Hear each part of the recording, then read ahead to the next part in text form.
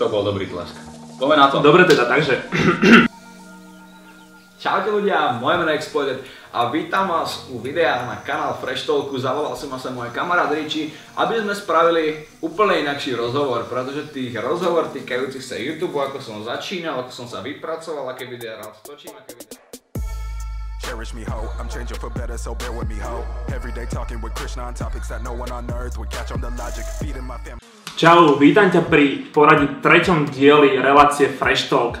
Do tretieho dielu som si zavolal zase ďalšieho unikátneho hostia a tým je Peter Althoff aka Exploited. Čaute. Všetci ho ako youtubera určite poznáte, ale dnes sme tu nie kvôli tejto veci, sme tu kvôli niečomu inému. Peťo totiž vydáva svoju vlastnú značku oblečenia. No čo Peťo, jak sa bude volať? Volá sa Hidias a... Dobre, nechajme to teraz tak, začneme pekne od začiatku. Určite si veľa tvojich fanúšikov všimlo, že si v poslednú dobu dosť zmenil štýl. Čo ťa k tomu priviedlo? Bola to moma alebo... Nie, nebola to moma. Moma ma len kritizuje za všetko. Ja si ten štýl mením tak, aby sa páčil aj mne. Ale moma je pozitívny kritik, teda kriticky pozitívny kritik. Proste moma je tá, čo mi povie, toto vyzerá na hovno a ja sa niekedy podľa nej zariadím, ale minule mi povedal, že to vyzerá na hovno a vyzeralo to dobre. Že? A odkedy sa teda tak viac začal zaujímať o tú módu?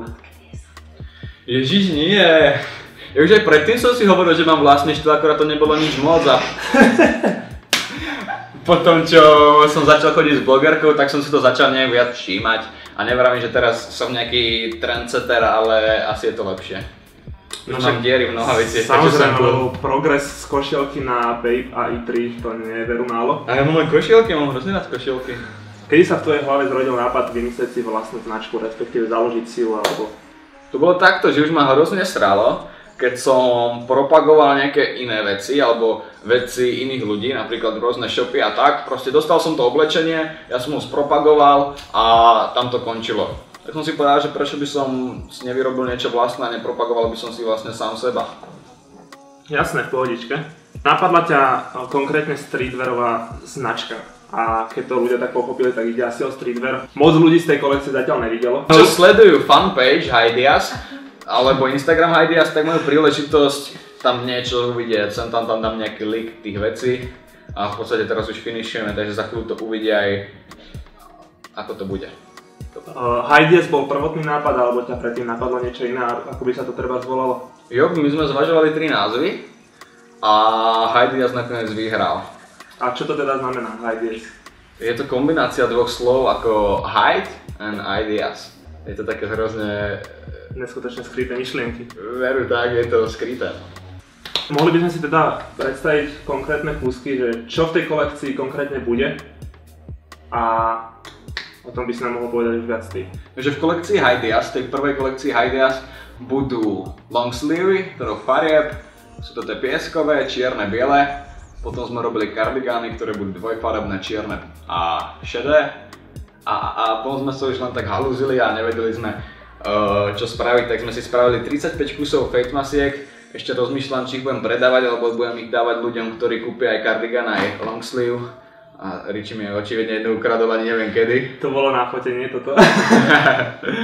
Takže uvidíme, ako zužitkujeme tieto, ale s tými kardigánmi a s tými long sleevemi som fakt spokojný. Aká bude cca cena týchto vecí? Máš už voľaký, máš tu cca premyslené alebo? Tričko okolo 35-40 a kardigány okolo 80. A face masky? Face masky 30 a ešte uvidím. Ešte uvidíš. Dobre, v akom počte budú tieto kusy? Bude to obmedzený počet, bude to dosť limitované, pretože keďže to bol taký prvý pokus o náčrt tej kolekcie, tak som do toho zase nedával tak veľa peňazí, ale bude to značne limitované, takže ľudia, čo si to chcú kúpiť, si to kúpia a na tých ostatných už nezostane. Milé. O dizajn si sa staral ty sám, alebo ti s tým niekto pomáhal? Pomáhala mi s tým moja mamina. Nie, srandujem. Robil som to spoločne v podstate so všetkými mojimi kamarátmi, čiže nejaké slovo o tom mal Matúš, Moma, ja, Rich mi do toho sem tam niečo povedal. Takže vždycky som niečo vymyslel, oni mi to buď schválili alebo zamietli a potom sme sa s tým pasovali asi na 3-krát, keď sme ešte tam niektoré veci dávali dorobiť, niektoré sme odstránili. Takže nebolo to tak jednoduché, robíme na tom od novembra a teraz máme máj a až teraz sa dostáva tie reálne kontúry. Z akého materiálu sú tieto všetky veci? Lebo teda v poslednej dobe sa na tejto slovenskej scéne, alebo teda takto v slovenských e-shopoch dozobrajú trička, ktoré sú totálne umelé. Tak toto mňa konkrétne zaujíma. Je super, ty si ho mal na sebe, je to fakt podľa mňa kvalitný materiál. Čo je super, tak sa to celé šije na Slovensku od nášiviek až po to zošívanie. A neviem, dával som si, hlavne na tomto som si dával záležať, nech to sú veci, ktoré môžem nosiť aj ja, nemusím sa za to potom hanbiť. Takže jasne. Je to dosť príjemné, keď to má človek na sebe. Ktorý kus sa z tejto kolekcie páči tebe najviac? Vieš čo, ja sa teším hrozne na tie kardigány, pretože tie sú momentálne ešte vo výrobe. My sme ich tiež 2-krát vracali ako to trička a toto finálne, ako to bude vyzerať, tak na to sa teším najviac, a asi na ten čierny. A z týchto tričiek, mama to nemá rada, ale mne sa páči ten pieskový, teda ja som to videl na Matúšovi sa to hodilo, mne to asi až tak nebude sedieť, ale keď som videl na Matúšovi tú pieskovú farbu, bolo to super. Táto informácia možno bude zaujímať viac ľudí. Plánuješ súťaž o niektorú z týchto vecí? Jednak by som to chcel rozdať nejakým ľuďom, ktorí majú tie dosahy a zaujímajú sa o to, respektíve ma s tým spamujú už úplne od začiatku, čo sú pár mojich kamarátov v Čechách, čo sú väčšinou youtuberi, takže títo dostanú ako taký darček odo mňa, budem čakať, že ma budú tagovať na Instagramoch. A aby ti nebolo ľúto, že si Exploited pre teba nepripravil žiadnu súťaž a že ti nedá nič zadarmo, my s chalanmi zo Sneak Avenue sme si pre teba jednu pripravili. A to nie hociakú, ale o tieto tenisky Jordan 8 Aqua. Ako ich vyhráš, môžeš nájsť na našom Instagrame, kde súťaž bude aj prebiehať. Všetky podmienky si nájdeš tam, alebo si ich môžeš prečítať takisto na našom webe www.freshpickups.cz. Už pomaly uvažuješ nad tým, čo bude v ďalšej kolekcii? Mám nejaké plány. Ale nechám si ich pre seba. Nemám nič vôbec. Musí to vyzerať tak kulovo. Nerozmýšľal si nad kolabom s inou značkou, či už zo Slovenska alebo z Čiech, je ich to teda veľa? Kanye sa mi ozval na e-mail, že by chcel kolabo. On býva na Slovensku? Vieš čo, nebýva na Slovensku, ale hovoril, že by si zašiel. Sme si dohodli meetup v Humennom. Ale... Nie, to je také predražené to, čo on má. A dosť sa to fejkuje, tak som nechcel, aby to bolo, ale rozmýšľam niečo. Možno dáme nejaké kolabo, plánujeme nejaké kolabo s Momou, pretože ona si pripravuje nejaké vecičky. Takže to je jedna vec. A pokúkávam po nejakých slovenských a českých značkách, momentálne sa mi celkom páčila My Dear značka, ale zatiaľ sme iba v bode toho, že ja chcem ich veci, ale nie moje. Takže uvidím. A pay, alebo... Možno využijem Jakšiu, však my sme kamoši. No práve som sa teda chcel spýtať, že teda s Jakšom si kamaráda a on má teda vlastne značku Pay. Takže či by si s ním nechcel niečo spraviť. Možno by to bola zaujímavá spolupráca. Uvidíme. Dobre, necháme sa teda prekvapiť. Teraz odbočíme trošku od témy Hideas.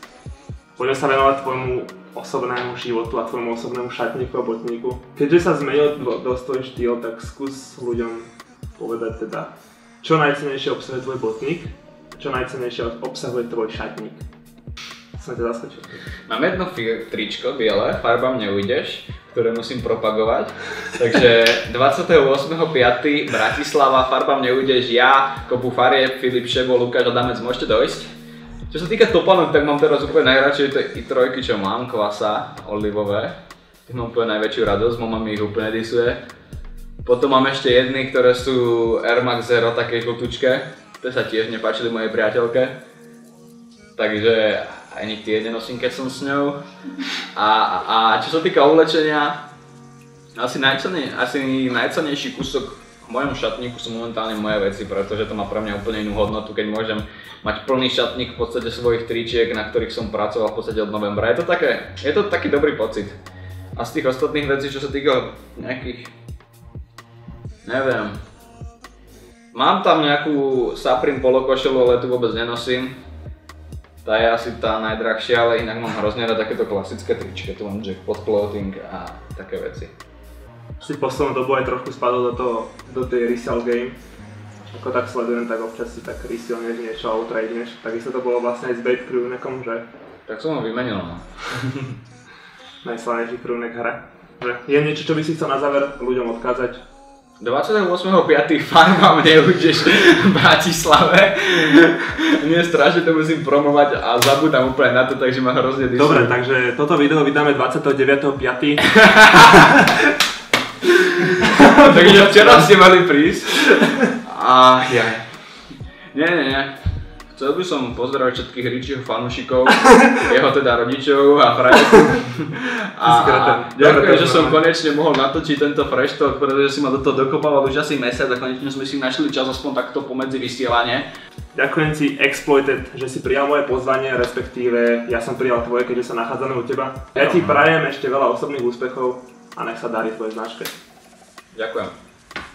Čau. A vy nás odoberajte a nezabudnite sa zapojiť do súťaže na Instagrame, sú to ozaj limitky. Hell yeah.